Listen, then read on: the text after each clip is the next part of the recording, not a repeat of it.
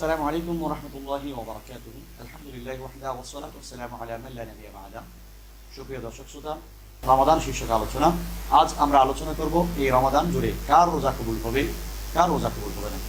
প্রিয় দর্শক, আমরা সবাই রোজা রাখি। রমাদান মাস আগমন করার পরে যারা ধর্মভীরু মানুষ, আল্লাহকে যারা খুশি করতে চায়, যারা আল্লাহর রেজামত অর্জন করতে চায়, প্রত্যেক মানুষ প্রত্যেকের আপন আপন অবস্থান থেকে চেষ্টা করে রোজা রেখে নিজের গুনাহ মাফ করানো, আল্লাহর কাছে নিজেকে গ্রহণযোগ্য বান্দা হিসেবে কবুল করানোর চেষ্টা করে। কিন্তু আমরা কি জানি কার রোজা আল্লাহ কবুল করবে, কার রোজা কবুল করবে না, কেন কবুল করবে, কেন কবুল করবে না? এই বিষয়ে যদি আমরা না জানি, আমাদের রোজা রাখা এবং রোজা থাকাটা হয়ে যাবে অনর্থক। আসুন এখন আমরা জেনে নিব বুখারী মুসলিমের একটি হাদিসের মাধ্যমে কার রোজা আল্লাহর দরবারে কবুল হবে আর কারটা কবুল হবে না। এটা আমরা জানবো একটা হাদিসের মাধ্যমে, যে হাদিসের বর্ণনাকারী হচ্ছেন হযরত আবু হুরায়রা রাদিয়াল্লাহু তাআলা আনহু, যিনি সবচেয়ে বেশি হাদিস বর্ণনাকারী সাহাবী।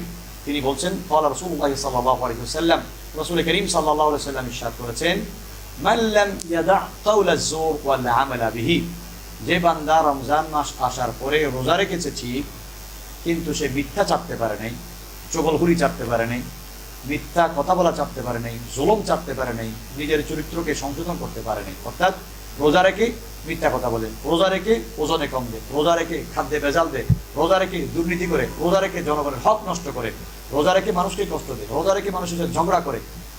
একটু চিন্তা করে দেখুন তো, আমার আপনার চারপাশে আমি আপনি এইরকম অবস্থা দেখে কি এখনো মুক্ত হতে পেরেছি? রোজা রেখেছি, কিন্তু অনেক সময় ছোট্ট একটা কথার কারণে আমাদের মাথার চান্দি গরম হয়ে যায়, আমরা গালিগালাজ করি, অশ্লীল ভাষায় কথা বলি, আরেকজনকে হিট করে কথা বলি। এবং অনেক ব্যবসায়ী আছে রোজা রেখেছে, ওজনে কম দিচ্ছে, খাদ্যে ভেজাল দিচ্ছে। আপনারা দেখবেন যখন খাদ্য ভেজাল বিরোধী কোনো অভিযান চালায়, এই রমজানের দিনেও মানুষকে ঠকাচ্ছে এবং খাদ্যের মধ্যে ভেজাল দিচ্ছে, ইফতারের মধ্যে নোংরা পরিবেশ ইফতারিগুলো তৈরি করছে, এখানে খারাপ রঙগুলো মিশাচ্ছে। এভাবে করে রোজাদারদের মুখে যে ইফতারি আমরা বিক্রি করে দিচ্ছি এবং তুলে দিচ্ছি, এগুলা ভেজালে ভরা এবং জীবাণুতে ভরা নোংরা পরিবেশে। তাহলে আমার রোজাকে আল্লাহ তাআলা কবুল হবে?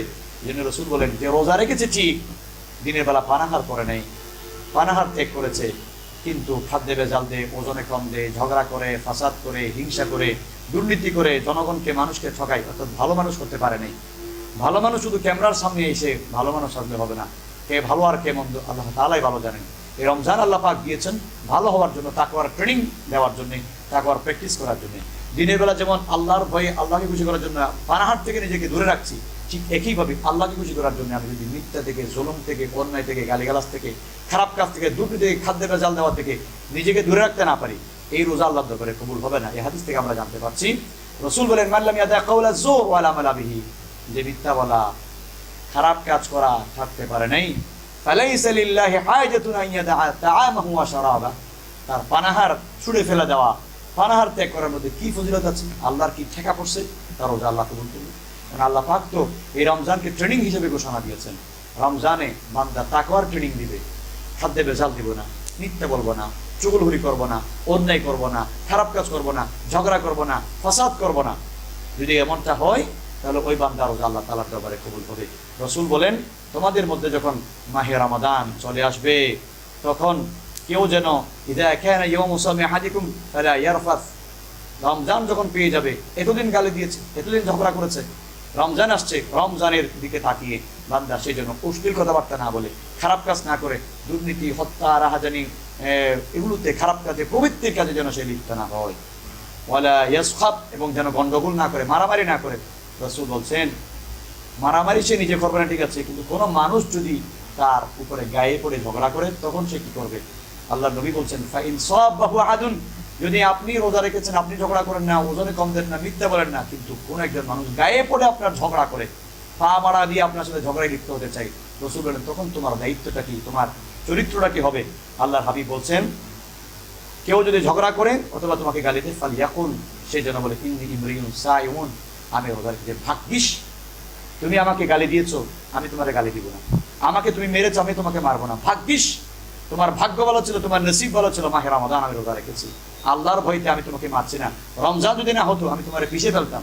অর্থাৎ রমজানকে এহতেরাম জানিয়ে একটি মাস ঝগড়া করে নেই, গালি দিয়েছে, পাল্টা গালি দেয় নেই, সে অন্যায় কাজে, কুপ্রবৃত্তির কাজে লিপ্ত হয় নাই, ওই বান্দা রোজা আল্লাহ তাআলার দরবারে কবুল হয়ে যাবে। আর যে রোজা রাখার পরেও মিথ্যা বলবে, পরের হক নষ্ট করবে, জুলুম করবে, রোজা ভেঙে যাবে, এই বইতে কুলি করার পর 10 বার জিহ্বাটা ঘুরাইয়া মুখ থেকে পানিগুলা বের করে থু মেরে ফেলে দেয়, কারণ পানি যদি গলার ভিতরে যায় রোজা ভেঙে যাবে।